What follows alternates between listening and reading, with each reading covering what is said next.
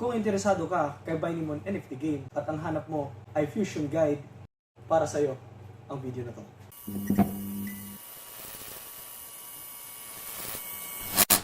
So, sa video na to, tatlo lang yung pag-uusapan nating bagay. Yung una, yung Excel. So, introduce ko yung Excel, paano siya gamitin, at yung pinaka-guide ni Binemon NFT game. Pangalawa, paano makita yung preview ng existing MONS mo. Yung pangatlo, at isa siguro sa mga pinaka-importante, ay yung kung bibili ka sa marketplace. Paano mo mapipreview yung ipofuse mo na MONS na galing sa marketplace bago mo siya bilhin. So, yun.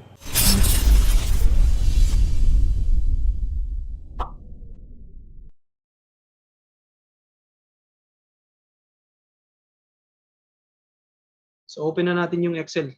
So, may password siya. Yung password dito nasa comment. Okay. So, system ni Binemon, ito yung mga possible fusions niya. So, ito yung requirement ng fusion. So, makikita niyo dito, cat. Yung cat, pwede lang sa cats, dogs, unicorns. So, ang kakalabasan nun ay cat na higher rank. Same sa dog. Then sa unicorn naman, unicorns lang.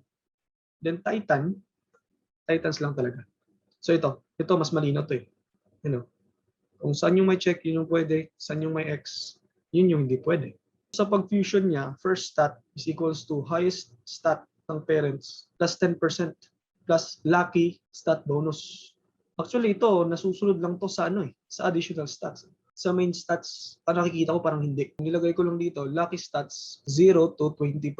All in all, meron kang maximum of additional 30% na stats galing sa pinaka-highest stat ng parent mo. Okay? Yung guide, basta yung pula na nandyan, yun yung pwede nyo lang i-edit or pwede nyo i-click. Yun. Punta na tayo sa fusion. Kung ano yung rank na gusto mo, click mo lang dito eh. Ito yun. Ito. Yan. D, C, B, A, S, tsaka SR. Yan. Kasi halimbawa, kung D lang yung mo, or C, D, click 1. So dito ka mag-click ito. Kasi yung D, 2 months lang yung kailangan eh. Pero yung naka-display dito, 7. So, click mo yung 1. Ito. Yan, automatic yan. Magiging dalawa lang yung i-fill up mo. Ngayon, kung halimbawa, punta ka naman ng A, click mo yung 4. 4. Yan. 5 yung lalabas. So, yan. Yun yung unang natin, yung Excel. So, ngayon, punta tayo sa pag-fusion. Punta tayo sa Binemon app. So, sa web tayo. Okay, punta tayo sa inventory. So, ang i-fusion ko ngayon ay C, itong fighter na to. Naka-berserker tsaka fighter spirit eh. Tapos, itong C, James Wiseman. So, kailangan natin ng dalawa. So, meron akong tatlong ambrosia. So, okay. But first, tingnan muna natin yung stats nila. Tapos, try natin tingnan sa preview. Mamaya tingnan natin kung yun ba talaga yung lalabas. Kung ang gagawin ko, papass-forward ko na lang to. I-screenshot ko yung stats nila.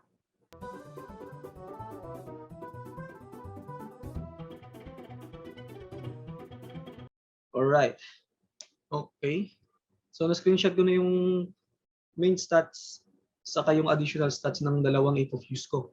So, gagawin natin ngayon ay i-input na natin sila dito. But first, ano ba yung skill ni first moon? Berserker tsaka fighter spirit. So, lagay na natin doon. Punta ka sa fusion. Ito. Edit mo na to. Fighter yon na dog. So, ano yung niya? Berserker mode, saka fighter spirit. Yan. Automatic yan eh. Naka-program yan sa Excel. So now, ang gagawin natin ay rank D. So rank D, click 1, sabi niya. Pero dapat ito, kiniklear to eh. Yun. Yun. Automatic na dalawa lang. So ano bang i-choose natin sa kanya? Dog din to. Naka eh. Rapid severance. So, dito. Ito ay fighter dog din.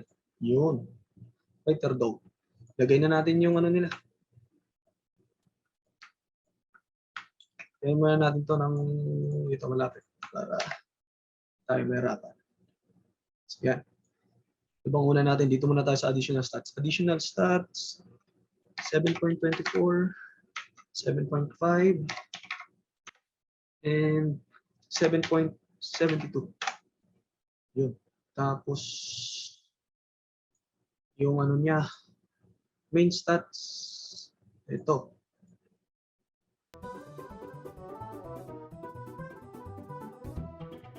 So baka magtataka kayo, yung resistance, nilagay ko ng 0 kasi 0 talaga yung nakalagay kayo sa app. Pero actually may 0 point something yan, 0.03, 0.02. Hindi lang makita. Lagyan natin yung second moon.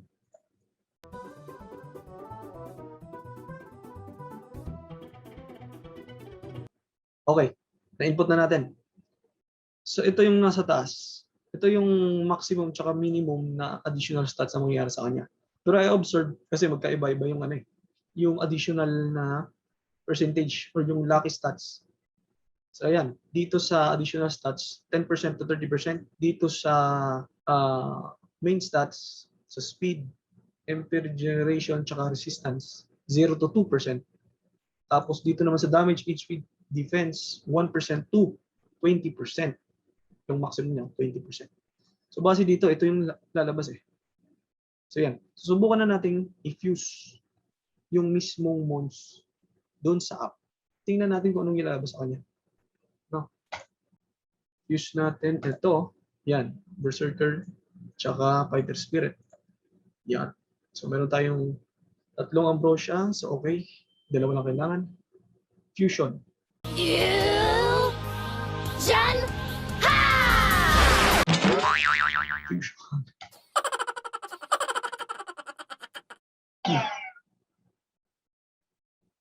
Ayun.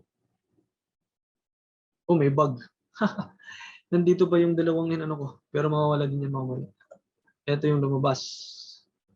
Yun. Ito yung stats niya. So, screenshot muna natin para makita natin kung talagang totoo.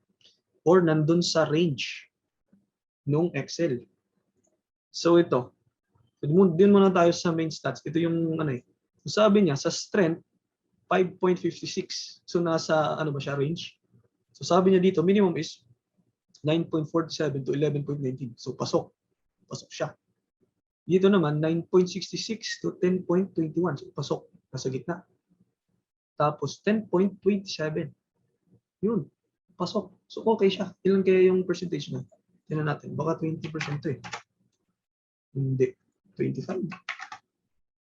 Hindi rin. 23. Yun. 23%.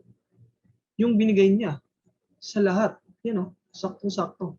10.59, 9.66, 10.27.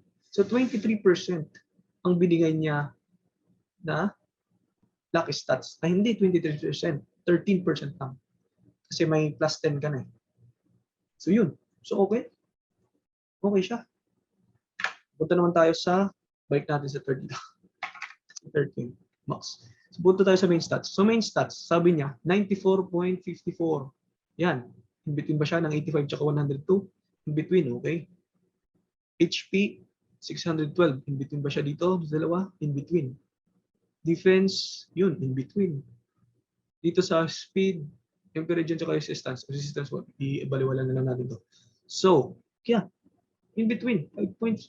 Oh, 66. Kano yung binigay niya dito? Tayo na error tayo dito. 11. Nasa around 11%. Pero hindi consistent sa lahat. Hindi consistent sa HP, sa damage, tsaka sa defense. So, iba-iba. Yun. Pero maximum to is, naman, 20%. Yun. So, in between, at least, kung bago kang mag-fuse, mayroon kang guide, preview, kung ano yung mangyayari yan. Yun. So, tapos na natin yung 1. Yung Excel, introduction, tapos 2. Kung paano yung fuse natin yung existing na MONS natin. So ngayon, yung pangatlong tanong, paano kung maghahanap pa lang ako sa marketplace? Yun yung tanong doon. Madali lang yan. Ganito. Same lang eh. Kasi may way para makita mo yung, halimbawa, ito yung MON ko, no? May way kasi na makikita mo yung stats sa marketplace. Di ba ako nakikita lang doon is additional stats eh. Strength, AG, tsaka intelligence. Pero pwede mong makita yung damage, HP, patak ko doon, marketplace tayo. So, halimbawa, na-input ko na to. Maghahanap ako ngayon ng level E na Mon. Punta ka sa buy. Hahanapin mo, pwedeng dog, pwedeng cat, pwedeng unicorn. So, E. E lang din kasi E lang yung pwedeng i-fuse mo papuntang D. So, yan. Halimbawa, sabihin na natin, ito. So, yan. So, makukuha mo na agad yung strength, agility, tsaka intelligence. Halimbawa. Sige, input na natin. Ngayon, ang tanong, paano ko kukunin yung HP, damage, tsaka yung iba pang main stats? So, madali lang yan. Ang pipindutin mo lang ay F12. So, pag lumabas na yung F12, yan, ilalabas na ito ganito. Click mo tong number niya. Yung number na yan, ito yung ano niya, token ID. Double click mo yung token ID. Double click. Hindi lumabas yan. Yan, makikita mo dito. Yan o. Yan yung data niya. Kita mo yung mismong ibang details niya. So yan, kalagay strength, ag, intelligence. Kasama doon yung ibang, yan, yung mas important. Diyan. No, screenshot natin. So yan lang. Yan yung gagawin mo. Lalagay mo lang dito. Resistance 0.03. Yan sinasabi ko. Resistance, meron talaga yan. 0.03. Mali pala yung nilito dapat dito. 0.03. Pero hindi kasi nakikita dun sa ano. So kung gusto nyo makita, pwede kayo mag-F12. Yan, 15.41. So yun. So yan yung range ng ini-expect na lalabas mong MONS. Ano ba yun? Ito ay dog din. Na tank. So dog. Gagawin mo dito, tank. Yun. So yun lang. Yun lang kadali. Kung gusto nyo makita yung isa kong guide, yung pinakaunang video, pwede nyo lang i-download. Papakita ko sa inyo yung preview niya. So, ito. Ganito yung tsara. May password yun. Same lang na password nito. Yan. Ganito. So, pwede kang makagawa ng guide. Yan. Pwede rin mabago-bago yung ano niya. Yun. Yung last, kung para sa akin, pinakamaganda, bago kayo mag-fuse, kung may time kayong magpa-level, level nyo muna. Kasi dun sa level, madadagdagan yung main stats eh. So bago kayo mag-fuse, tumaas na yung main stats, tataas pa dahil sa fusion. Pero yun ay kung may time kayo. Thank you for watching and huwag nyo kalimutan yung password. Nasa baba. Okay? See you next video.